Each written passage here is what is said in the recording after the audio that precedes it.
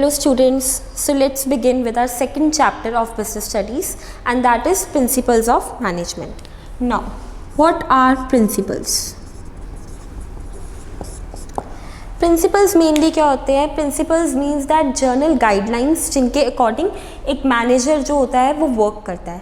When ever we go for doing a particular work, तो उसके लिए हमें कुछ गाइडलाइंस चाहिए होती हैं, कुछ प्री प्लान गाइडलाइंस होनी चाहिए जिनके अकॉर्डिंग्स में हम अपना वर्क करते हैं. वी कैन ऑल्सो कॉल कि कुछ रूल्स वगैरह, कुछ रेगुलेशंस हमें चाहिए, कुछ जर्नल गाइडलाइंस लाइक एप्लीकेबल जो हैं, जो ऑलरेडी एक्सपेरिमेंट के थ्रू फॉर्म की गई हैं, जो डिफरेंट सिचुएशंस में अप्लाई होती हैं. सो प्रिंसिपल मेनली क्या होते हैं? Journal guidelines that needs whenever we are going to perform a certain task, we need journal guidelines, journal set of rules or regulations. Next is values. values क्या होती हैं? जो कि हम सोसाइटी से एक्सपेक्ट करते हैं, कुछ बिहेवियर, कुछ journal behaviour like good values जो होती हैं वो होती है ऑनेस्टी, कि पर्सन ऑनेस्ट है या नहीं. सिमिलरली एक मैनेजमेंट के लिए गुड वैल्यू क्या होएगी कि वो अपने एम्प्लॉयज़ के साथ फेयरली ट्रीट कर रहा है या नहीं कर रहा. तो principles are general guidelines. Value क्या होता है? एक्सपेक्टेड बिहेवियर, कि कैसा बिहेव करना चाहिए पर्सन को एक टाइम फ्रेज में. Next thing is, third thing is techniques. Techniques mainly क्या होती हैं? Actions. They are known as series of step. जो भी हमें जर्नल गाइडलाइंस मिली हैं एंड जो हमारा अल्टीमेट गोल है उसको अचीव करने के लिए हम क्या प्रैक्टिस फॉलो कर रहे हैं, क्या एक्शंस फॉलो कर रहे हैं, that are known as techniques. So ये थ्री थिंग्स, हमारे three concepts we have discussed. Principles क्या होते हैं, वैल्यूज़ क्या होती हैं एंड टेक्निक्स क्या होती हैं. तीनों ही डिफरेंट हैं बट तीनों का रोल इम्पॉर्टेंट है, कि अगर आपके पास गाइडलाइंस होंगी तो ही आप अपना वर्क स्टार्ट कर सकते हो. वैल्यूज़ की क्या, एक प्रॉपर वैल्यूज़, क्या सोसाइटी आपसे कैसा बिहेवियर क्या एक्सपेक्ट करती है, you have to take care for that also. And techniques, कि आपकी particular techniques, particular course of action क्या होना चाहिए अपने गोल को अचीव करने के लिए. So we'll start with nature of principles of management. As हमने मैनेजमेंट की नेचर डिस्कस की थी, सिमिलरली हम जो ये प्रिंसिपल्स ऑफ मैनेजमेंट है, जर्नल गाइडलाइंस हैं, इनकी nature we'll also discuss. First thing is universal applicability. जो ये हमारे प्रिंसिपल्स बनते हैं, एक बारी जो भी हम आगे प्रिंसिपल्स पढ़ेंगे, 14 principles of Fayol and other of Taylor, 4 of, तो ये प्रिंसिपल्स जो होते हैं ये यूनिवर्सली अप्लाई करते हैं. चाहे आपका स्कूल रन कर रहे हो, बिजनेस है, नॉन प्रॉफिट ऑर्गेनाइजेशन है, मैन्युफैक्चरिंग है, पब्लिक है, प्राइवेट है, small, large, any type of organisation, हर ऑर्गेनाइजेशन में जो ये प्रिंसिपल्स होते हैं ये अप्लाई होते हैं, because they are standard, they are general guidelines जो कि आप मोल्ड कर सकते हो. फ्लेक्सिबल हैं ये प्रिंसिपल्स, बट इनका रोल जो होता है ये बहुत इंपॉर्टेंट होता है. They are applied in every organization. Next feature is they are general guidelines. अब इनको हम जर्नल गाइडलाइंस क्यों कहते हैं? सी, जब भी आपको कोई प्रॉब्लम होती है, दैट डजंट मीन कि अगर आप प्रिंसिपल को फॉलो कर लोगे तो वो आपकी प्रॉब्लम सॉल्व हो जाएगी.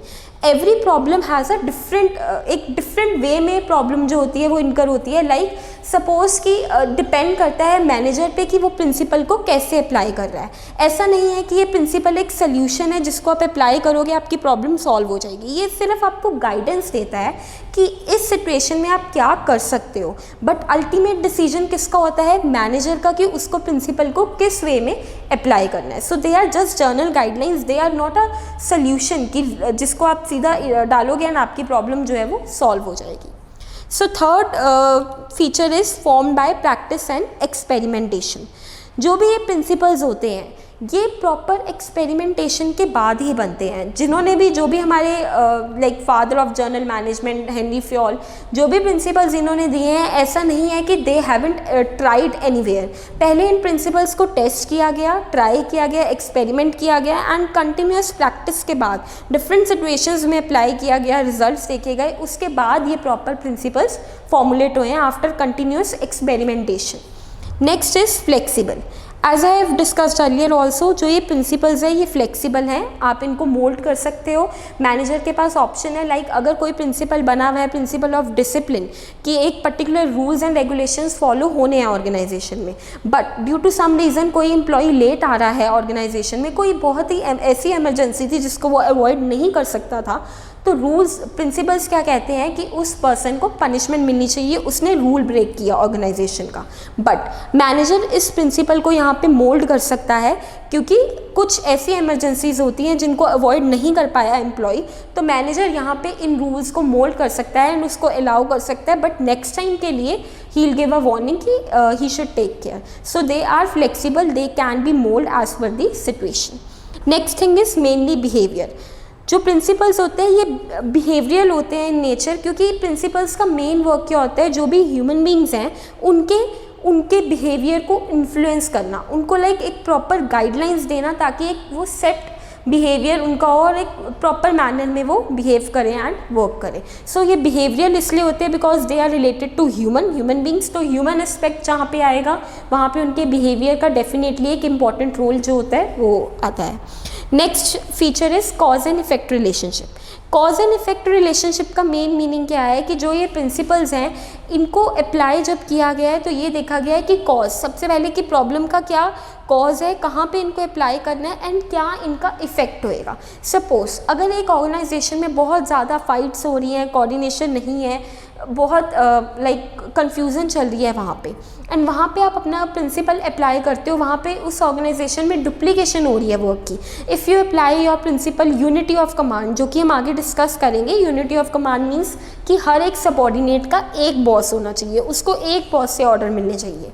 जब आप ये अप्लाई करोगे definitely it would help the organization. अगर ऑर्गेनाइजेशन की मेन प्रॉब्लम ये थी कि वहाँ पे डुप्लीकेशन ऑफ एफर्ट्स थी, तो ये प्रिंसिपल अगर अप्लाई होएगा तो उनको एक इफेक्ट, जो रिजल्ट्स होते हैं उनको आप मेजर कर सकते हो कि अगर आप इस कॉज में ये प्रिंसिपल अप्लाई करोगे तो उसका क्या इफेक्ट होगा, क्योंकि ये एक्सपेरिमेंटेशन के बाद ही ये प्रिंसिपल्स जो हैं वो फॉर्मुलेट हुए हैं। Last feature of principles of management is that they are contingent. Contingent meaning क्या होता है? कंटिंजेंट का meaning it means that change as per the situation. आप जो ये प्रिंसिपल्स होते हैं इनको चेंज कर सकते हो सिचुएशन के according.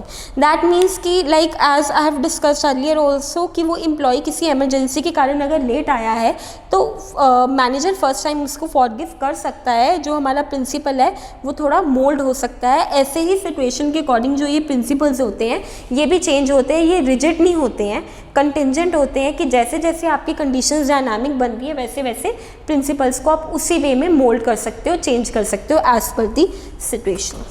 Next thing is significance और importance of principles of management. So इनकी मेन इंपॉर्टेंस क्या होती है? सबसे पहले they provide useful insights to managerial understanding. Insights का मीनिंग क्या होता है? डेटा और स्टैट्स यू कैन ऑल्सो से।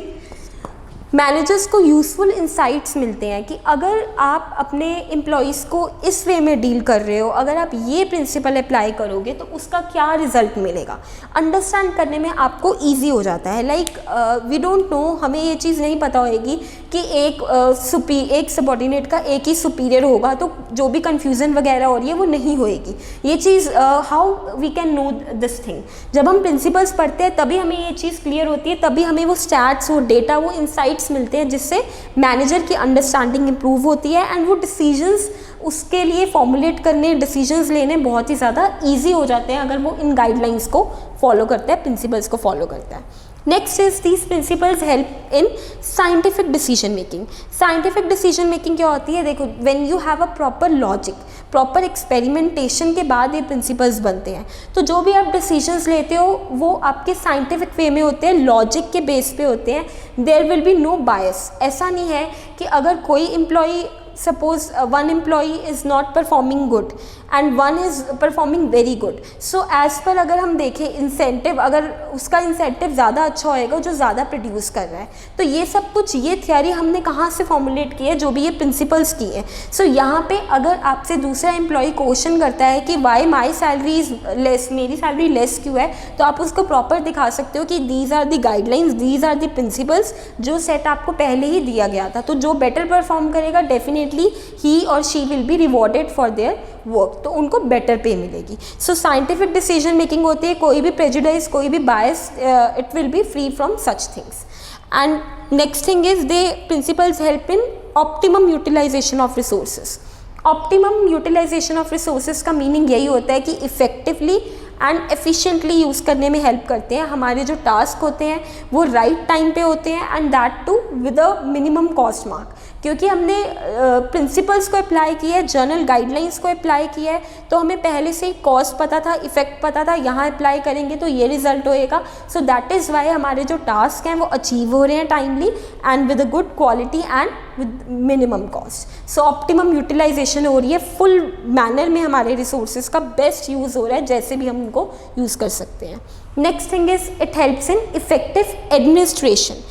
एडमिनिस्ट्रेशन में मेनली क्या होता है कि जो भी डिसीजन मेकिंग पावर है, जो भी डिसीजंस हो रहे हैं, जो भी लाइंस है, रूल्स हैं, वो सब क्लियर है, प्रॉपर वे में आपकी अथॉरिटी डिसाइडेड है, किसके पास कितनी अथॉरिटी है, कौन रिस्पॉन्सिबिलिटी कितनी ले रहा है। सो जब आपके पास एक प्री प्लान मैनर में थिंग्स जो होती हैं डिसाइडेड होती हैं, तो आपकी जो एडमिनिस्ट्रेशन है, जो भी ऑफिशियल वर्क है, वो स्मूथ वे में रन करता है एंड कोई भी बायस, कोई भी प्रेजुडाइसेस, कन्फ्यूज़न, डुप्लीकेशन कुछ भी नहीं हो रहा है, क्योंकि प्रॉपर गाइडलाइंस के अकॉर्डिंग वर्क हो रहा है। So smooth running of organization will be there. Next thing is meeting changing environment requirements. Like अब आपका environment जो है डायनामिक बन रहा है, तो प्रिंसिपल्स एक गाइडलाइंस है, प्रिंसिपल्स रिजिड नहीं होते हैं कि इनको ही फॉलो करना है, आप उसको अपने इन्वायरमेंट के अकॉर्डिंग मोल्ड कर सकते हो। आपके पास एक पर्टिकुलर गाइडलाइंस है, आपने वो अंडरस्टैंड कर लिया, अब जब इन्वायरमेंट, एक्सटर्नल इन्वायरमेंट चेंज हो रहा है, तो वो गाइडलाइंस को आप अपने वे में मोल्ड करके अप्लाई कर सकते हो कि आपको बेस्ट रिजल्ट जो है वो आप अचीव कर सको। सो जो आपका इन्वायरमेंट चेंज हो रहा है उसके अकॉर्डिंग आप अपनी जर्नल गाइडलाइंस को अप्लाई करके मोल्ड करके आप बेस्ट रिजल्ट्स जो है उनको अचीव कर सकते हो। Next significance of principle is that it helps in fulfilling social responsibility. Again we'll discuss the point कि business is a part of society, every businessman has some responsibility towards the society. तो ये principles कैसे help करते हैं एक manager, एक businessman को अपनी सोशल रिस्पॉन्सिबिलिटी को फुलफिल करने में। सबसे फर्स्टली अगर हम बात करें, there are some principles like principle of fair remuneration, principle of equity. Fair remuneration means कि जितना उसका वर्क है उसके अकॉर्डिंग उसको एक बेसिक पे जो होती है वो उसको मिलनी चाहिए उसके स्टैंडर्ड ऑफ लिविंग के अकॉर्डिंग। इक्विटी में ये होता है कि कोई डिस्क्रिमिनेशन, कोई जेंडर इनइक्वालिटी ये सब नहीं होना चाहिए, जिसका जैसा वर्क है अकॉर्डिंगली उसको उसका जो भी पे वगैरह है वो मिलना चाहिए। सो ये सब जो भी प्रिंसिपल्स हैं, ऐसे प्रिंसिपल्स उसको हेल्प करते हैं कि वो सोसाइटी अपनी सोशल रिस्पॉन्सिबिलिटी फुलफिल करे, सोसाइटी को एक बेटर अपना रोल जो है, सोसाइटी को बेटर बनाने में वो अपना रोल जो है वो प्ले कर पाए, just with the help of these principles. Last importance of these principles is that they help in management, training, education and research. Definitely whenever we go for a training, we need both type of training, theoretical training and practical training. So firstly we go for theoretical training. जो theoretical training होती है वो हमें in principle से मिलती है, जब हम बुक्स पढ़ते हैं हम प्रिंसिपल्स को फॉलो करते हैं, प्रैक्टिकली जब हम प्रिंसिपल्स को अप्लाई करेंगे तो वील बिकम परफेक्ट। सो जो भी ट्रेनिंग, एजुकेशन का जो पार्ट होता है, मैनेजमेंट की एजुकेशन जो होती है, MBA और एनी डिग्री, उसका मेन जो स्टार्टिंग होता है वो कहाँ से होता है, यही प्रिंसिपल्स को फर्स्टली आप स्टडी करते हो इनको कि कैसे आपने अपने मैनेजमेंट में इनको आगे चल के यूज़ करना है कि आप better results, optimum results and अपना अल्टीमेट गोल जो है वो अचीव कर सको। So this was the importance of principle. Next we'll start with the Henry Fayol's 14 principle. As Henry Fayol, he was under French management and जो भी उसने Henry Fayol ने प्रिंसिपल्स दिए थे we also call as Fayol's 14 principles. इनके जो principles थे वो जर्नल मैनेजमेंट के लिए थे। जर्नल मैनेजमेंट मीन्स कि जो you can say top level management, generally management ऐसा लाइक जर्नल डिसीजंस जो लेने होते हैं उनके लिए थे। तो he was also called as father of general management. This is important question for 1 marks कि Henry Fayol was father of general management because उसने जर्नल मैनेजमेंट टॉप लेवल के प्रिंसिपल्स दिए थे मेनली, जो कि अप्लाई होते हैं ओवरऑल ऑर्गेनाइजेशन पे। And the second one that we'll cover later on that is Taylor, he was known as father of scientific management. उसने मेनली साइंटिफिक प्रिंसिपल्स दिए थे एंड इन्होंने हमें जर्नल मैनेजमेंट के प्रिंसिपल्स 14 प्रिंसिपल्स जो थे वो दिए थे। So first principle we'll start with that is division of work. First principle we are going to cover is division of work. Division of work में मेनली क्या होता है, अब एक हमारे पास अल्टीमेट गोल है, हमने वर्क डिसाइड कर लिया कि इतने आवर्स हमें डेली वर्क करना है, we'll achieve our goal and कौन सी रिसोर्सेज होंगी। बट ये वर्क जो है वो एक सिंगल पर्सन नहीं कर सकता, we have to divide this work in small parts. एक स्मॉल रिस्पॉन्सिबिलिटी ड्यूटीज़ असाइन कर देंगे कि ये पर्सन ने ये वर्क करना है, इसने ये करना है, ताकि वो पर्सन अकाउंटेबल हो। कोई भी रिजल्ट अगर हम नहीं अचीव कर पा रहे या कुछ भी है तो हमारे पास कोई पर्सन होना चाहिए कि अकाउंटेबल, जिसको हम अकाउंटेबल कर सके, लाइक उसको हम चेक कर सके, क्वेश्चन कर सके कि ये वर्क क्यों नहीं कंप्लीट हुआ। सेकेंडली हम वर्क डिवाइड इसलिए करते हैं ताकि जो भी ट्रेंड पर्सन है उस वर्क को परफॉर्म करने के लिए वो परफॉर्म करे। इससे क्या होता है, स्पेशलाइजेशन हो जाती है एंड पर्सन्स बोर नहीं होते, क्योंकि वर्क डिवाइड हुआ है तो वो अपनी ट्रेनिंग अपनी स्पेशलाइजेशन के अकॉर्डिंग वर्क कर रहे हैं, तो दैट ऑप्टिमम रिजल्ट्स अचीव करने में ये हेल्प करता है। So it ultimately leads to specialization. So main जो डिवीजन ऑफ वर्क का हमारा मेन पीछे एम है, हम इसलिए वर्क डिवाइड करते हैं ताकि स्पेशलिस्ट वर्क को परफॉर्म करें। जो भी लाइक अगर किसी ने सपोज फाइनेंस में MBA की हुई है, किसी ने सेल्स में की हुई है, किसी ने ह्यूमन रिसोर्स में की हुई है, तो उनको उनके अकॉर्डिंग हम टास्क देते हैं ताकि जिस चीज़ में वो ट्रेंड है, स्पेशलिस्ट हैं, तो वही वो टास्क परफॉर्म करें। इससे स्पेशलाइजेशन हो जाएगी एंड हमारे एफर्ट्स, हमारी रिसोर्सेज ऑप्टिमम मैनर में यूज़ होंगी। इसके मेन बेनिफिट्स क्या है कि स्पेशलाइजेशन इंक्रीज़ करता है, स्पीड इंक्रीज़ होगी। डेफिनेटली जो पर्सन उस वर्क में एक्सपर्ट है, अगर वो काम करेगा तो वो जल्दी वर्क करेगा, एफिशिएंसी के साथ वर्क करेगा एंड एट मिनिमम कॉस्ट, क्योंकि रिसोर्सेज का कोई वेस्टेज नहीं हो रहा। He knows how to do his work daily. जब वो वर्क को करता रहेगा तो वो उस वर्क में एक्सपर्ट बन जाएगा, तो हमारी रिसोर्सेज एफिशिएंट मैनर में यूज़ हो रही है।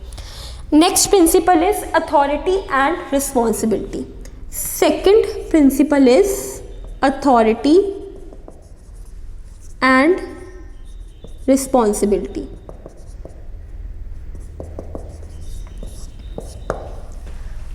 Now what is authority? Authority means कि आपके पास पावर है, राइट है to give orders to others and वो ऑर्डर्स को फॉलो करवाना। कि वो राइट, वो पावर आपको ऑर्गेनाइजेशन ने दिया है कि आप जो भी वर्क आपको करवाना है वो आप करवा सकते हो, ड्यूटीज़, टास्क वगैरह असाइन कर सकते हो। सिमिलरली रिस्पॉन्सिबिलिटी क्या होती है, मेनली कि जो भी ड्यूटी, जो भी ऑब्लिगेशन आपको दिया गया है आपके बॉस या आपके सुपीरियर ने, उसको आपको फुलफ़िल करना है। उस ड्यूटी को, वो टास्क को जो भी असाइन हुआ है वो फुलफ़िल करना है and you are also paid for this thing. जो आप अपनी ड्यूटी, अपनी ऑब्लिगेशन कर रहे हो फुलफ़िल, इट इज़ नॉट कि आपको फ्री ऑफ कॉस्ट करना है, you are getting paid for fulfilling your responsibility, जो भी आपकी ड्यूटीज़ हैं जो आपको असाइन की गई हैं। So we have to take care of this thing। Authority and responsibility principle में मेनली हमें क्या करना है, we have to ensure that authority is equal to responsibility. जो अथॉरिटी किसी को हम दे रहे हैं तो हमें उतनी ही अथॉरिटी उसको देनी है जितने में रिस्पॉन्सिबिलिटी जो है वो फुलफ़िल हो जाए। क्यों? अगर अथॉरिटी रिस्पॉन्सिबिलिटी से ज़्यादा होएगी, लाइक रिस्पॉन्सिबिलिटी वर्क की इतनी नहीं है बट पर्सन के पास अथॉरिटी ज़्यादा है, तो वो उस अथॉरिटी का क्या करना कर देगा, misuse. He will start misusing that authority. If authority is more than responsibility तो मिसमैनेजमेंट हो जाएगी, वहाँ पे मिसयूज़ ऑफ अथॉरिटी जो है वो स्टार्ट हो जाएगा। सिमिलरली अगर अथॉरिटी कम है एंड रिस्पॉन्सिबिलिटी पर्सन पे ज़्यादा है, हम एक पर्सन को बोल रहे हैं कि उसको हम 200 यूनिट्स बना के देने हैं मंथ के एंड पे, लेकिन हम उसको इतनी अथॉरिटी नहीं दे रहे हैं कि वो रॉ मटेरियल वगैरह खुद जाके परचेज कर सके। तो रिस्पॉन्सिबिलिटी ज़्यादा है बट अथॉरिटी कम है, तो ये किस चीज़ में रिजल्ट करेगा, जो आपके नॉन अचीवमेंट ऑफ गोल्स, जो आपके गोल्स हैं वो अचीव नहीं हो पाएंगे। क्यों नहीं अचीव हो पाएंगे? क्योंकि आपको रिस्पॉन्सिबिलिटी तो दे दी गई लेकिन आपको उतनी अथॉरिटी नहीं दी गई चीज़ों को बाय करने की, तो आप प्रॉपर मैनर में वर्क नहीं कर पा रहे। So it results in non achievement of goals. So mainly authority responsibility principle क्या कहता है, there should be balance between authority and responsibility. इसके मेन बेनिफिट्स यही होंगे कि आप अपने गोल्स को टाइमली अचीव कर सकते हो अगर आपकी अथॉरिटी रिस्पॉन्सिबिलिटी ऑलरेडी असाइंड है। एंड ये क्या क्रिएट कर देता है, accountability. Now what is accountability? Accountability means answerability, कि आंसरेबल कौन होएगा अगर काम नहीं हो रहा है टाइम पे या कुछ भी है, अगर बहुत अच्छे रिजल्ट्स मिल रहे हैं वर्क में तो कौन उसके लिए अकाउंटेबल है, कौन किसकी आंसरेबिलिटी बनती है. जिस पर्सन की रिस्पॉन्सिबिलिटी होती है उस टास्क को कंप्लीट करने की, मेनली वही अकाउंटेबल होता है, वही आंसर करेगा कि ये टास्क क्यों नहीं कंप्लीट हुआ टाइम पे, एंड अगर अच्छे वे में टास्क कंप्लीट हुआ है तो he will get reward for this. So वो अकाउंटेबिलिटी तभी क्लियर होएगी अगर अथॉरिटी रिस्पॉन्सिबिलिटी रिलेशनशिप जो है वो क्लियर है. So it helps in creating accountability. Next principle is, that is our third principle, is principle of discipline. Discipline is a very common term. You might have heard in your school also कि maintain discipline. Discipline means एक certain set of rules and regulations जो होते हैं जिसको आपको follow करना है. Similarly like आप अपनी लाइफ में डिसिप्लिन को फॉलो कर रहे हो, अपने स्कूल में फॉलो कर रहे हो, ऑर्गेनाइजेशन में भी हमें डिसिप्लिन को फॉलो करना है. डिसिप्लिन मीन्स कि सेट ऑफ रूल्स मिल जाते हैं. रूल्स क्या होते हैं? ऑर्गेनाइजेशनल रूल्स, जो पूरी ऑर्गेनाइजेशन के लिए रूल्स बने हैं कि लाइक आपको 9 AM पे रिपोर्ट करना है, इतने आवर्स के लिए वर्क करना है, there should be no noise, mobile phones allowed नहीं है, और any kind of rule can be there in the organization. And जो आपका एग्रीमेंट हुआ है, एम्प्लॉयमेंट एग्रीमेंट, उसके अकॉर्डिंग जो भी उस एग्रीमेंट में डिफाइंड था that also you have to follow. कि एग्रीमेंट में अगर आपको बोला गया है कि आपको 1 ईयर के बाद लाइक आपकी पे बढ़ेगी और anything is included in the agreement, कि आपको इससे कंडीशंस लगाई गई हैं कि ये कंडीशंस का आपको टेक केयर करना है, तो you have to work accordingly, उसी मैनर में वर्क करना है. तो डिसिप्लिन मेनली क्या होता है? Set of rules and regulations that you have to take care while working. जो ये डिसिप्लिन होता है, अगर ये रूल्स फॉलो नहीं होते, अगर ये रूल्स ब्रेक कर देते हैं हम, if we are breaking these rules, तो इनका अल्टीमेट रिजल्ट क्या होता है? मैनेजर क्या करेगा? इसके लिए पेनल्टी और फाइन अप्लाई करेगा. सिमिलरली अगर आप अपने स्कूल्स में रूल्स को ब्रेक करते हो, अगर आप मोबाइल फ़ोन यूज़ कर रहे हो और any other rule that your school has made but you are breaking that rule, तो अल्टीमेटली क्या रिजल्ट होता है? आपको उसके लिए फ़ाइन पे करना पड़ता है. सिमिलरली अगर आप मैनेजमेंट के और ऑर्गेनाइजेशन के रूल्स ब्रेक कर रहे हो तो आपको पेनल्टी अप्लाई की जाएगी. वो पेनल्टी क्या होएगी? That manager will decide. But one thing should be take care कि यहाँ पे जो मैनेजर्स हैं, जो भी ओनर्स हैं, उनको ये टेक केयर करना है कि सिंक्रोनाइजेशन हो. दैट मीन्स अगर मैनेजर भी कोई मिस्टेक कर रहा है तो he should also equally liable for that. कि ऐसा ना हो कि ये जो रूल्स है बहुत ज़्यादा स्ट्रिक्ट बन जाए एम्प्लॉयज़ के लिए. प्रॉपर आपको एनालाइज करके उसके बाद ही रूल्स एंड रेगुलेशंस क्रिएट करने चाहिए. एक ऑर्गेनाइजेशन में मेनली क्या होता है? वर्कर्स और मैनेजर्स और ओनर्स. जो वर्कर्स का ग्रुप होता है दे वांट कि उनको मैक्सिमम पे मिले, एंड जो हमारे ओनर्स होते हैं उनका मेन गोल क्या होता है? मैक्सिमम प्रॉफिट हो. तो ये चीज़ ध्यान रखनी है हमने कि हमारे जो भी रूल्स रेगुलेशंस हैं अकॉर्डिंगली सबके ऑब्जेक्टिव, सबके गोल्स को we should take care. Only then we should apply this rules and regulations, and these rules and regulations should be fair. Fair means equal होने चाहिए सबके लिए. ऐसे नहीं है कि टॉप लेवल पे कोई मिस्टेक कर रहा है तो उसको पनिशमेंट नहीं मिल रही, लो लेवल पे कोई मिस्टेक कर रहा है तो उसको पनिशमेंट मिल रही है, या मैनेजर का कोई फेवरेट एम्प्लॉई है तो वो पार्शियलिटी कर रहा है, एंड कोई दूसरा है जो उसको नहीं पसंद है तो वो उसको विदाउट एनी रीज़न पनिशमेंट दे रहा है. रूल्स को मिसयूज़ नहीं करना है, रूल्स को प्रॉपर वे में यूज़ करना है कि ताकि हम अपने अल्टीमेट गोल्स जो है उनको प्रॉपर वे में अचीव कर पाएँ. तो इसके मेन बेनिफिट्स क्या होते हैं? हार्मनी होती है. हार्मनी डेफिनेटली होएगी अगर प्रॉपर रूल्स के अकॉर्डिंग वर्क चल रहा है. दैट मीन्स कि प्रॉपर आपने जो भी आपका एग्रीमेंट है, ऑर्गेनाइजेशन के रूल्स है, उसके अकॉर्डिंग वर्क चल रहा है, तो हार्मनी होएगी, सिंक्रोनाइजेशन होएगी, कोऑर्डिनेशन होएगी. Then cooperation and commitment. Employees की तरफ से भी कॉपरेशन और कमिटमेंट होएगी. उनको पता है कि एक सेट ऑफ रूल्स हैं, उनको सुपरवाइज किया जा रहा है इन रूल्स के बेसिस पे.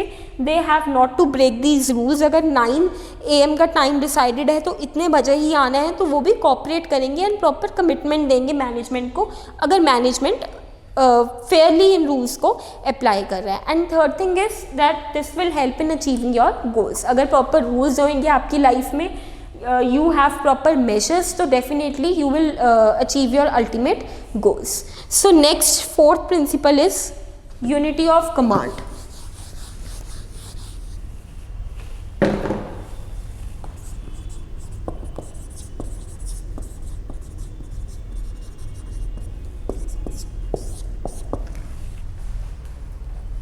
Fourth principle is unity of command. Okay, so fourth principle is unity of command.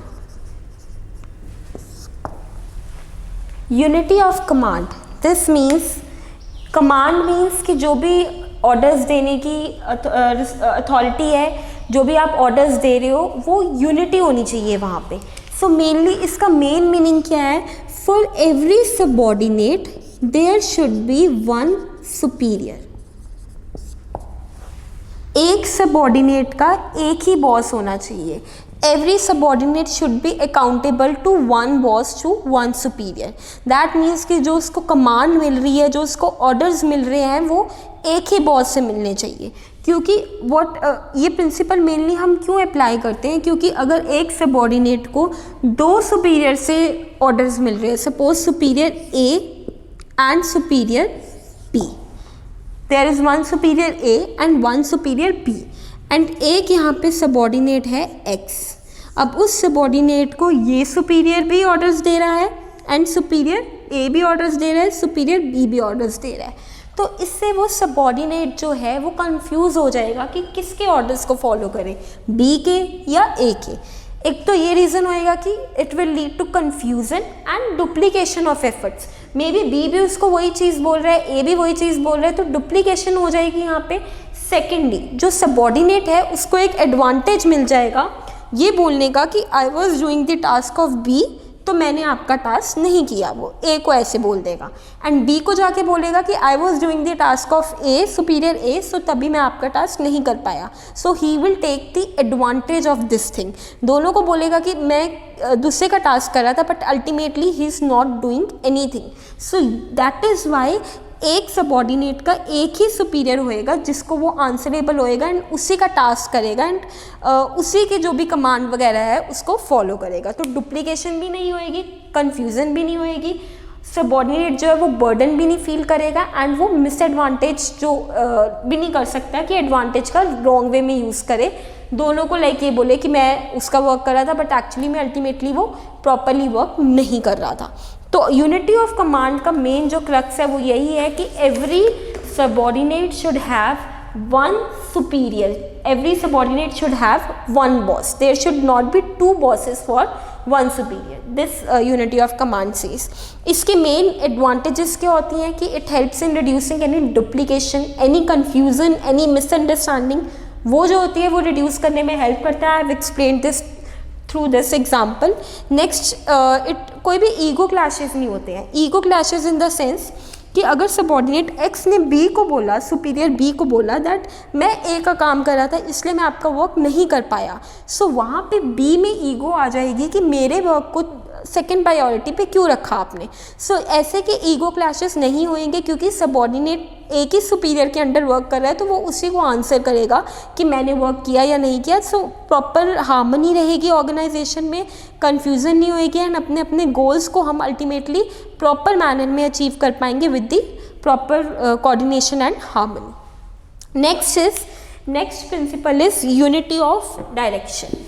Now both the principles, that is principle of unity of command and unity of direction, they looks like similar कि दोनों similar है. Unity of command and unity of direction is similar but actually में they have a difference.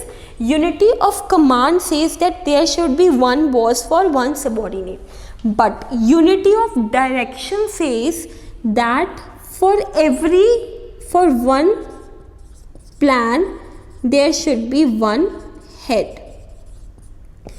One plan means कि एक particular goal, एक particular जो आप की कैटेगरी है, इंडस्ट्री कैटेगरी है, उसके लिए वन हेड ही होना चाहिए। फॉर वन प्लान देयर, वो क्या कहता था कि एक इंडिविजुअल, एक सबऑर्डिनेट का एक ही बॉस होना चाहिए। ये कहता है एक पर्टिकुलर डिपार्टमेंट, एक पर्टिकुलर प्लान के लिए, जो भी प्लान हमने किया है उसके लिए वन हेड होना चाहिए। सपोज आपके स्कूल में कोई एनुअल फंक्शन हो रहा है, तो वो एनुअल फंक्शन जो है वो आपका एक पर्टिकुलर प्लान है कि वो सक्सेसफुली हो जाए, तो उस एनुअल फंक्शन के लिए डेफिनेटली एक वन हेड ज़रूर होएगा कि जो कि टेक केयर करेगा फंक्शन प्रॉपर वे में रन कर रहा है या नहीं कर रहा, अल्टीमेट गोल जो है वो आपका अचीव हो रहा है या नहीं हो रहा। सपोज अब हम ऑर्गेनाइजेशन की यहाँ पे अगर बात करें, तो एक ऑर्गेनाइजेशन में 3 कैटेगरीज, बजाज कंपनी की हम बात करें ऑटोमोबाइल्स की, तो suppose they are dealing, one category they have car, one category they have for scooter, one category they have for cars, one category they have for scooters. So cars का जो plan head है, जो head है वो different होएगा, scooters का जो managing head है वो डिफरेंट होएगा। इससे क्या होएगा कि हर एक प्लान, हर एक डिफरेंट प्लान के लिए हमारे पास डिफरेंट हेड होएगा, ताकि जो हमारे टास्क हैं उनमें ओवरलैपिंग ना हो, कन्फ्यूज़न ना हो, दोनों डिपार्टमेंट्स जो हैं वो अपना अपना टास्क जो है वो स्मूथली रन कर सके, there should be no overlapping. So हर एक प्लान, हर एक कैटेगरी का एक हेड होएगा। सो जो ये प्रिंसिपल यूनिटी ऑफ डायरेक्शन है, ये पूरी ऑर्गेनाइजेशन पे अप्लाई होता है। यूनिटी ऑफ कमांड जो था वो एक पर्टिकुलरली इंडिविजुअल की हमने वहाँ पे बात की थी कि एक इंडिविजुअल का एक बॉस होना चाहिए। यहाँ पे direction there should be one boss, one head for one plan, ताकि जो डायरेक्शंस मिल रही हैं काम करने की वो एक ही हेड से मिल रही हैं, all the workers working in this line और इधर इन दिस लाइन। सो इनमें डिफरेंस क्या होता है unity of direction and unity of command में? सबसे पहले meaning, as I have told कि उसका मीनिंग क्या है यूनिटी ऑफ कमांड का? First basis of difference is meaning. While giving exams in +2 or it is +1 business studies, we have to take care whenever we are differentiating two things, we have to write the basis of difference, कि किस basis पे हम उनको differentiate कर रहे हैं। Main क्या हमारे ऐसे पैरामीटर्स हैं जिन पे हम डिफरेंस डिफाइन कर रहे हैं, तो वो बेसिस लिखने is important. Any difference you are writing here, basis should be mentioned. So first basis is meaning. Meaning के base पे what we'll say unity of command means that every subordinate should have one boss, should have one superior. But in case of unity of direction, it means that one plan, one head. हर एक plan के लिए हमारे पास एक head जो है वो होना चाहिए। Second basis is aim. Now जो unity of command है, इसका मेन aim क्या होता है? Dual subordination को avoid करना। ड्यूअल सबऑर्डिनेशन मीन्स लाइक हमने एग्जांपल पहले ली थी कि जो सबऑर्डिनेट एक्स था वो superior A and superior B, दो जगह से ऑर्डर्स ले रहा था, तो ड्यूअल दो जनों को वो सबऑर्डिनेट कर रहा था, तो दैट इज़ वाई उसको क्या हो रहा था? कन्फ्यूज़न। तो इसमें हमारा एम क्या होता है? Dual subordination. Our aim is to avoid dual subordination in unity of command. Unity of direction में हमारा मेन एम क्या होता है कि ओवरलैपिंग ना हो एक्टिविटीज़ की, डुप्लीकेशन ना हो, कार वाला सेक्टर अपना वर्क करे एंड स्कूटर वाला सेक्टर अपना वर्क करे। So there should not be any duplication of activities in this. Implication, third basis of difference between unity of command and unity of direction is implication.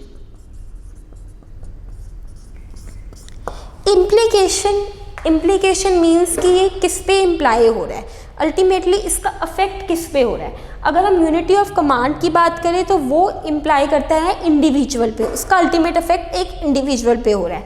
But if we talk about unity of direction, तो इसकी implication, इसके results पूरी organisation के लिए bind कर रहे हैं, सबके लिए बाइंड हो रहे हैं, नॉट अ पर्टिकुलर इंडिविजुअल।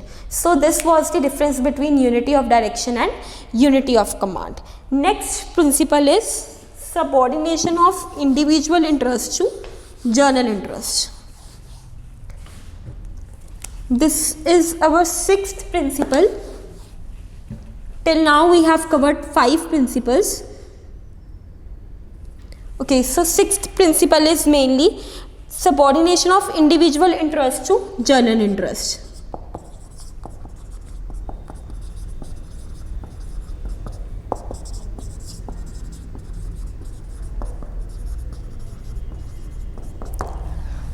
अब मेनली ये क्या कहता है कि जो भी आपका इंडिविजुअल इंटरेस्ट है वो आपका नीचे होना चाहिए, मेन प्रायोरिटी किसके लिए होनी चाहिए, जर्नल इंटरेस्ट। मैनेजमेंट चैप्टर में भी हमने यही बात की थी कि जो ग्रुप गोल्स होते हैं they are the first priority, personal goals जो होते हैं वो बाद में आते हैं, पहले ग्रुप गोल्स अचीव होंगे तभी ही पर्सनल गोल्स अचीव होंगे।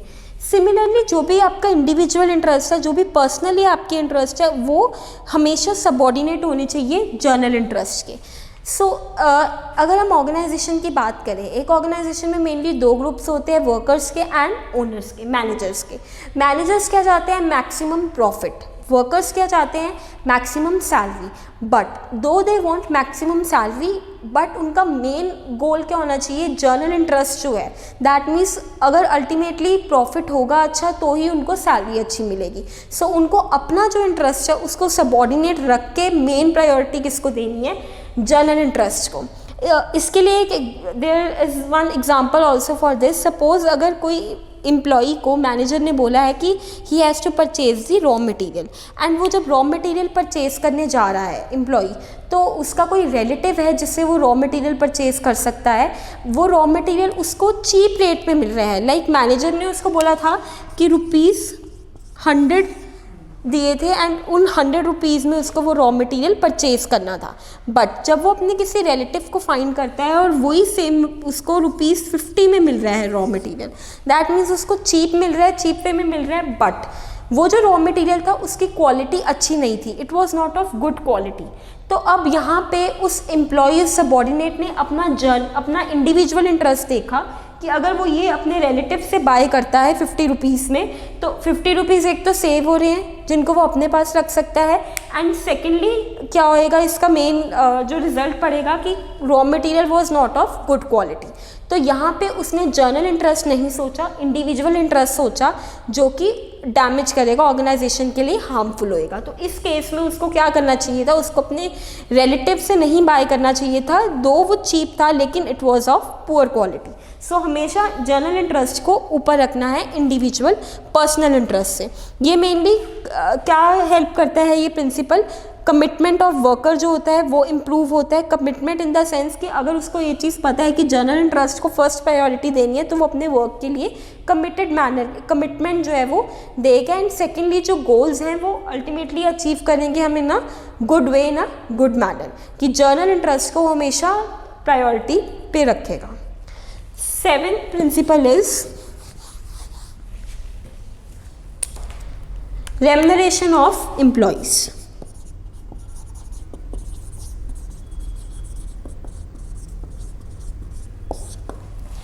Seventh principle is remuneration of employees. Remuneration means you can also say salary, pay जो हमने उनको employees को देनी है. Now we have to take care for this thing कि जो भी employees को हम remuneration दे रहे हैं, pay दे रहे हैं, it should be basic pay. That means जो भी wage rules and regulations, wages act जो बनी है उसमें जो भी रूल्स एंड रेगुलेशंस हैं उसके अकॉर्डिंग जितनी भी बेसिक पे उस पर्टिकुलर इंडस्ट्री की है नॉर्म्स के अकॉर्डिंग वो हमें एम्प्लॉय को डेफिनेटली पे करनी है, जो भी स्टैंडर्ड बेंचमार्क है। The pay should be fair, इतनी फेयर पे होनी चाहिए, इतनी जस्ट होनी चाहिए कि वो उस पर्टिकुलर एम्प्लॉय को एक स्टैंडर्ड ऑफ लिविंग जो है वो प्रोवाइड कर सके। When we talk about standard of living, we say कि एटलीस्ट वो proper food, proper shelter afford कर पाए उस पे में। सो जो भी मैनेजमेंट पे डिसाइड करेगी that should be as per the norms, as per the rules, basic pay and standard of living को माइंड में रखेगी। So this is first thing. But second thing is कि जो मैनेजमेंट पे दे रही है it should be as per their paying capacity. दो चीज़ों का ध्यान रखना है कि पे जो होनी चाहिए वो फेयर होनी चाहिए, बेसिक पे होनी चाहिए। फेयर मीन्स कि उसको एक स्टैंडर्ड ऑफ लिविंग मिले, but they have to take care with this कि उनकी पेइंग कैपेसिटी के अंडर हो। ऐसा ना हो कि वो किसी पर्टिकुलर एम्प्लॉय को ज़्यादा पे कर रहे हैं बट उनके पास इतने प्रॉफिट्स ही नहीं है। तो this thing is good for short term कि आप शॉर्ट टर्म में उनको ज़्यादा पे करके मोटिवेट कर सकते हो, बट अल्टीमेटली लॉन्ग टर्म में ये आपको बेनिफिट नहीं देगा। सो आपको जो भी पे है वो तब डिसाइड करनी है। Firstly you have to see your structure कि कितने प्रॉफिट्स हो रहे हैं, कितनी कैपेसिटी है, बट वो पे इतनी लो भी नहीं होनी चाहिए कि वो उनको बेसिक एक स्टैंडर्ड ऑफ लिविंग भी ना प्रोवाइड कर पाएँ।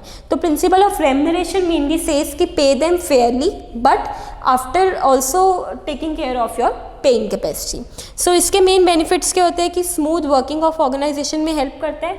अगर उनको उनकी बेसिक पे मिल रही है, स्टैंडर्ड ऑफ लिविंग मिल रहा है, they are satisfied and they will perform in a good manner, तो स्मूथली वर्क जो है वो करेगा एंड जो भी गोल्स है अल्टीमेटली वो आप उनको अचीव कर सकते हो। So next principle is principle of centralization and decentralization. Principle of centralization and decentralization. This is 8th principle. Centralization. Centralization का मीनिंग मेनली क्या होता है? Concentration of power at top level. Centralization में मेनली टॉप लेवल के हाथ में सारी decision making power होती है। कोई भी हम लो लेवल को उसमें इन्वॉल्व नहीं कर रहे, जो मेन डिसीजंस है वो सारे कौन ले रहा है? Top level. So that means कि we are not distributing the power, we are not distributing decision making power between the other levels, there is concentration of power. सिर्फ एक ही हाथ में डिसीजंस लेने का राइट है, that is top level. So this is known as centralization when we are not distributing the power of decision making. But on the other hand, in contrast, decentralization means that we are distributing the power at all the levels of the organization. We are dispensing the power of decision making to all other levels. So both centralization and decentralization are required and important as per the circumstances. अगर एक small organization है, if a small organization is there, तो वहाँ पे centralization can be applied because there will be less persons, so it will be good कि concentration of power है तो decision making जल्दी होएगी।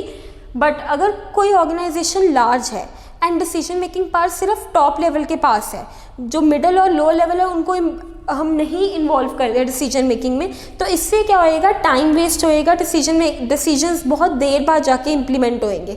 बिकॉज कोई भी अगर इमरजेंसी वर्क चल रहा है या कुछ भी है तो डिसीजन अल्टीमेटली टॉप लेवल ने लेना है, तो वो लंबी हायरार्की होएगी, तो बहुत ज़्यादा टाइम लग जाएगा जितने ज़्यादा पर्सनस इन्वॉल्व होंगे। सो एक मैनेजमेंट एक ऑर्गेनाइजेशन को डिसाइड करना है अपने साइज़ के बेसिस पे कि उनको क्या फॉलो करना है, सेंट्रलाइजेशन, कंप्लीटली सेंट्रलाइजेशन और कंप्लीटली डिसेंट्रलाइजेशन, या फिर एक और थर्ड ऑप्शन भी है कि आप कुछ डिसीजंस, इंपॉर्टेंट डिसीजंस के लिए you can go for centralization, but for daily routine decisions you can go for decentralisation.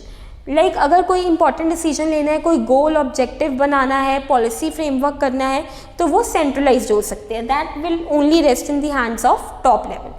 But अगर कोई डे रूटीन के डिसीजंस है, लाइक कितना रॉ मटेरियल को कैसे आपने प्रोक्योर करना है, कैसे उसको अप्लाई करना है, रॉ मटेरियल को यूज़ करना है, तो जो स्मॉल डिसीजंस होते हैं, डेली रूटीन के डिसीजंस है, इतने इंपॉर्टेंट नहीं है ऑर्गेनाइजेशन के लिए, सेकेंडरी डिसीजंस है, वो डिसेंट्रलाइज कर सकते हैं। डिसेंट्रलाइज मीन्स कि जो भी लेवल है, like production level, production department है, वो अपने डिसीजंस ले सकता है जो डेली रूटीन के हैं, सेल्स डिपार्टमेंट अपने ले सकता है। तो जो डेली रूटीन के डिसीजंस हैं और इतने इंपॉर्टेंट नहीं है ऑर्गेनाइजेशन के लिए, उनको डिसेंट्रलाइज कर सकते हैं। बट जो बहुत इंपॉर्टेंट डिसीजंस है, they should be centralize, top level should have the power to apply, to take that decisions. So in this way you can make balance between centralization and decentralization.